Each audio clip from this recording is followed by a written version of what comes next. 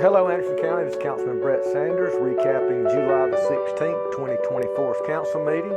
I'm excited to share that Eastern Engineered Wood Products is going to the city of Belton. They're starting out with a $16 million investment, 25 new full-time jobs with benefits at a starting salary of $28.90 per hour.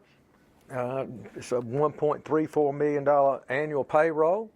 Property taxes on the property last year was $292. This coming year it'll be over $134,000 in property taxes being paid. And we know that the mill that closed down in Belton, they've seen some struggles on good opportunities and career jobs in that area. It's a great area, but I'm happy for Councilman Elgin, Mayor Dorn and her team that they've got a $28.90 per hour wages coming to the area, and hopefully that will entice others to look at the Belton area and realize that they do have a skilled workforce down there that they can tap into. Also tonight we renewed our lease at the Sandy Springs Park. And I'm excited about that. The park's near my house and in the heart of my district, and a lot of people use that park. And the problem we were having is when our lease expired and it hasn't been renewed, the park wasn't eligible for any kind of state grants, federal grants, or county monies to help expand and make the park a better place. So third reading on that. So now that that's solidified, we can start getting together and working and try to find some grant money to enhance the activities and the safety out there in the park for the constituents and people not only in the Sandy Springs area but anyone that wants to utilize the park. We also tonight we had a piece of property or a building.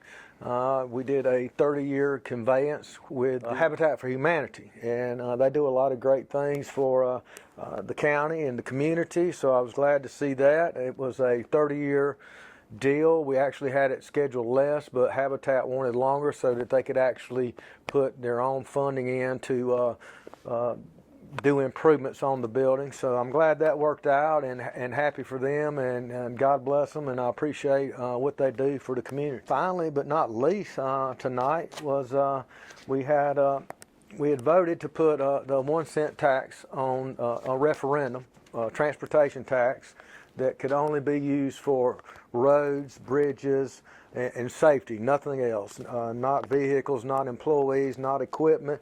And after that had passed, we'd reached out to the state, and our state passed that we could exclude unprepared food. So basically now that so you won't be paying a 1 cent tax on groceries and things of that nature.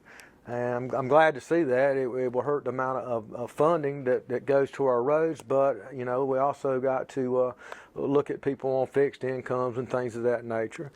That was one reason why we're going to have a special called council meeting next Tuesday, which I'm going to be out of town, but I'm planning on calling in. That meeting will be for the time schedule to get it on a referendum, and I think there's some stuff on final reading or things that we have to solidify on moving forward with our jail. And even with that exclusion, it'll still provide substantial funding to moving ahead, fixing our roads and bridges. Correct. Right? Correct. Yes, and the main thing about it, that money that is generated, it is supervised, overseen, and audited by the state. So it's not like the money that comes in, the county can go and spend it on what they want, and checks and balances. And I'm happy that if it passes, I think the people will see a substantial improvement in our roads. Okay. Well, since I've been on council, state money and county tax money, there's been millions and millions of dollars spent on our road system, but it's just barely dropping the bucket. Oh man, it costs $1 million a mile to pave road, and the worse the road is, the more it costs per mile.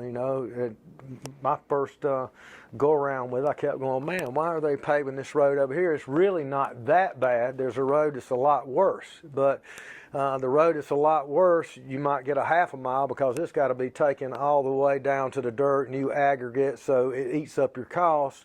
And I think the county's been trying to protect the roads that he thinks not that bad you see getting paved, is to keep them from getting down there, so you're getting more paving for the amount of money that you're getting. And so the idea for the referendum to allow voters to say, do we want the roads repaired? yeah, it is up to if they want the roads repaired, that's where the money's going to come that's from. exactly right. And you know, there is small amounts coming in, but to do it right, and people don't understand, oh, we've got growth and the increase in tax, but for every dollar of tax revenue we take in, right off the bat, 70 cents of that dollar goes to schools.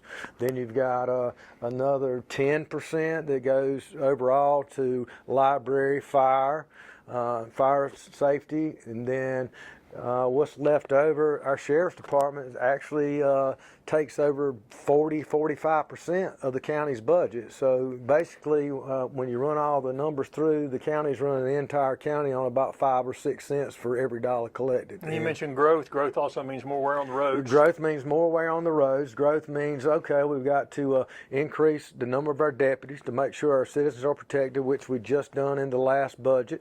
You also got to make sure your deputies are being paid well enough to want to come work in Anderson County. Plus, you got to have a salary that makes them want to, or helps the sheriff retain qualified deputies.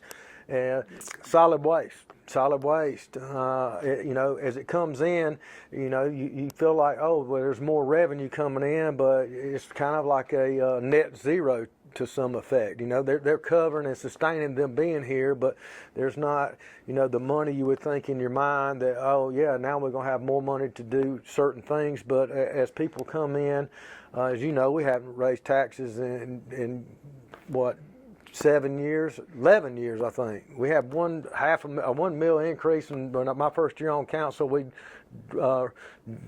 backed it back out, so we haven't had a tax increase. And in order to, with the people coming in to provide the services that they need and that we should be providing as a county, is safety and quality of life, you know, it puts a strain. And I'm just glad to be a part of it. I'm glad that we don't have, you know, a tax increase. I think the road fee is one way that everyone that travels on our roads are paying their share. And, you know, if you did raise taxes, well, you know, only a commercial business they're the only ones paying for it.